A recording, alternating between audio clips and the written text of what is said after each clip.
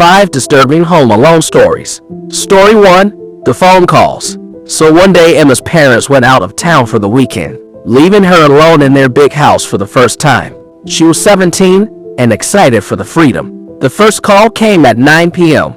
Is your refrigerator running? Click. Classic prank call. Emma laughed it off and went back to watching Netflix. The second call came an hour later. Better go catch it. Click. Same caller, finishing the old joke. Still not scary, just annoying. The third call came at midnight. I'm in your kitchen now. Your refrigerator stopped running. Emma's blood went cold. She crept downstairs with a baseball bat.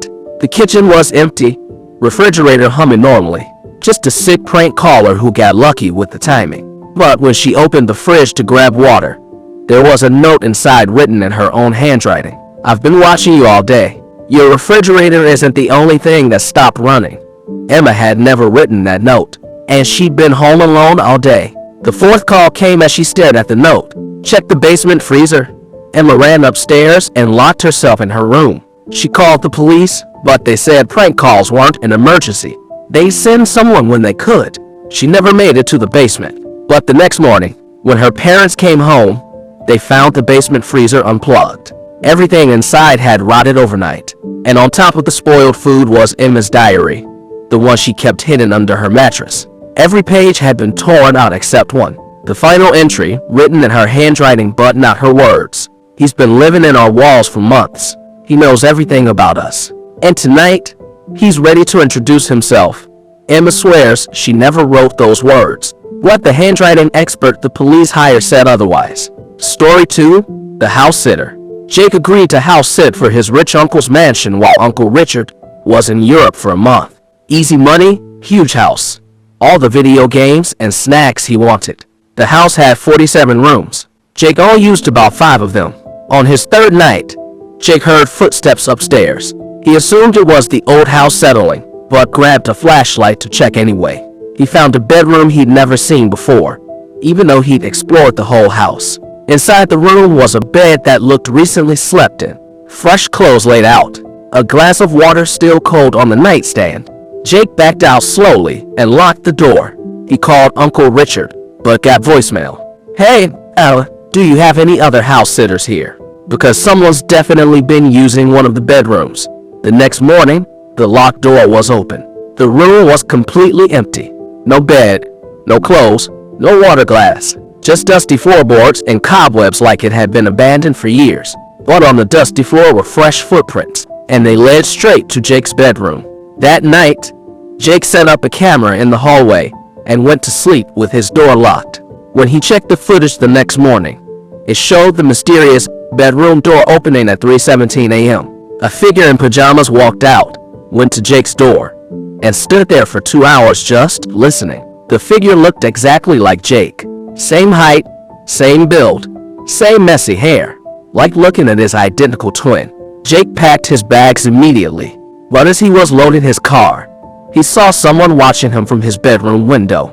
Someone who looked exactly like him, wearing the same clothes, making the same movements. Jake drove away and never came back. But according to the neighbors, someone still lives in that house. Someone who looks just like Jake, who waves at them from the windows and tends the garden. Uncle Richard never returned from Europe, and when the police finally investigated, they found Jake's fingerprints all over the house, including in rooms that had been sealed off for decades. Story 3. The baby monitor. Sarah was babysitting her baby cousin overnight while her aunt was at the hospital.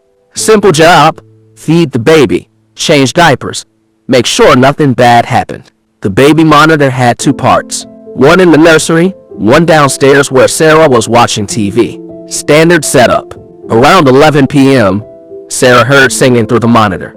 A woman's voice, soft and sweet, singing a lullaby she didn't recognize. The baby seemed to like it. He stopped crying and gone quiet. Sarah crept upstairs to check. The nursery was empty except for the sleeping baby. No one else there. Maybe the monitor was picking up a signal from another house. But when she got back downstairs, she could hear the singing again. This time, she could make out some words. Sleep, little baby, don't you cry. Someone's watching from up high. Mommy's gone, and daddy too. But I'll take care of little you. Sarah turned off the monitor, but the singing continued. It was coming from upstairs now, directly from the nursery. She ran up with the knife from the kitchen. The room was still empty, baby still sleeping peacefully. But when she picked him up to take him downstairs, she noticed something wrong. The baby's eyes were open, staring at the ceiling, but he wasn't responding to anything, like he was awake but not really there. And in his tiny fist was a locket Sarah had never seen before. Inside was a picture of a woman who looked familiar, but Sarah couldn't place her. The singing started again, but now it was coming from the baby monitor downstairs. Sarah carried the baby down, and that's when she saw her. A woman standing in the corner of the living room, translucent like fog, singing the lullaby. She looked exactly like the woman in the locket. The woman smiled at Sarah and whispered, "Thank you for watching him. I'll take over now." The baby reached toward the ghostly woman, gurgling happily. Sarah tried to back away, but her feet wouldn't move. The room was getting colder, and the woman was getting more solid. "He's my grandson," the woman said. "I died before he was born, but I've been waiting to meet him. I've been singing to him every night through that old monitor. It belonged to his father when he was a baby." Sarah realized who the woman was, the baby's grandmother, who died in a car accident 6 months ago. The same grandmother whose locket the baby was somehow holding. The woman reached out to take the baby, and Sarah felt her strength draining away. Everything was going dark, cold, quiet. Sarah woke up the next morning on the couch. The baby was in his crib upstairs, safe and sound. The monitor was unplugged, and the locket was gone. But when Sarah's aunt came home, she went pale when Sarah described the woman. "That sounds like my mother," she whispered. "She died right before the baby was born." "But Sarah, we threw away her old baby monitor months ago. The one you described doesn't exist in this house." Story 4. The basement door. Marcus was house sitting for his professor while she was on sabbatical. The only rule, don't go in the basement. It's being renovated and isn't safe. Simple enough. Marcus had no reason to go down there anyway. But every night around 2 a.m., he heard scratching sounds from below, like fingernails on wood, or maybe rats in the walls. He ignored it for the first week. The sounds got louder, more frantic, like something was trying to claw its way out.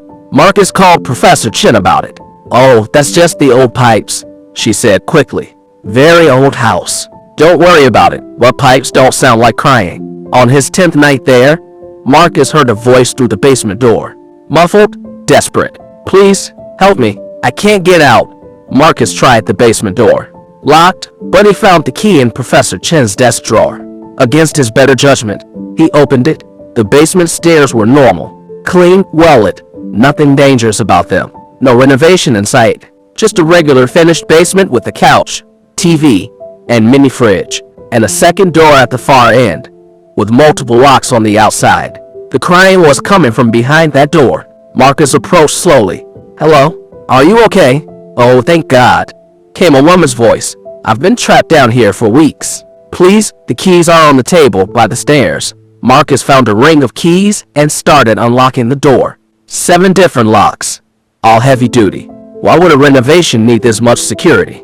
As he worked on the final lock, the voice changed, got deeper, more excited. "Yes, yes, almost free, almost time to feed again." Marcus froze. Feed again. He backed away from the door, but it was too late. The locks clicked open from the inside. Something had been unlocking them from the other side while Marcus worked. The door creaked open, and Marcus saw eyes. Dozens of them, reflecting light like in animals.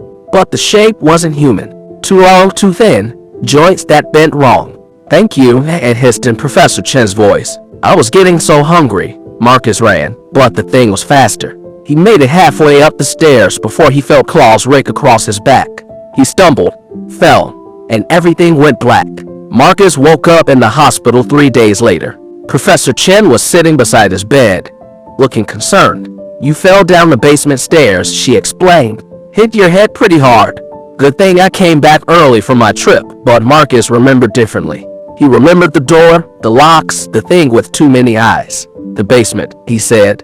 "What was behind that second door?" Professor Chen's face went blank.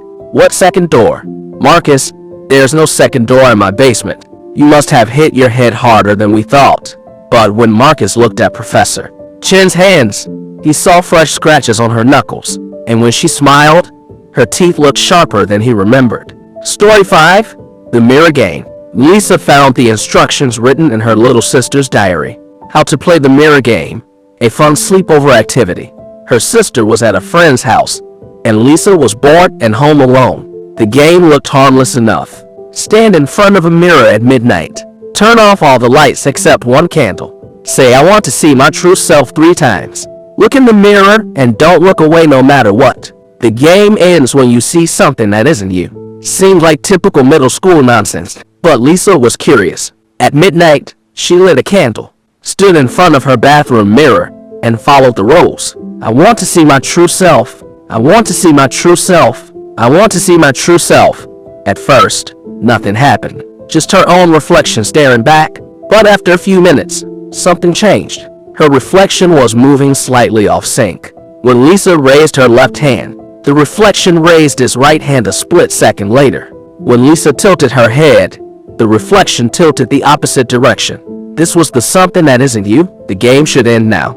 But Lisa couldn't look away.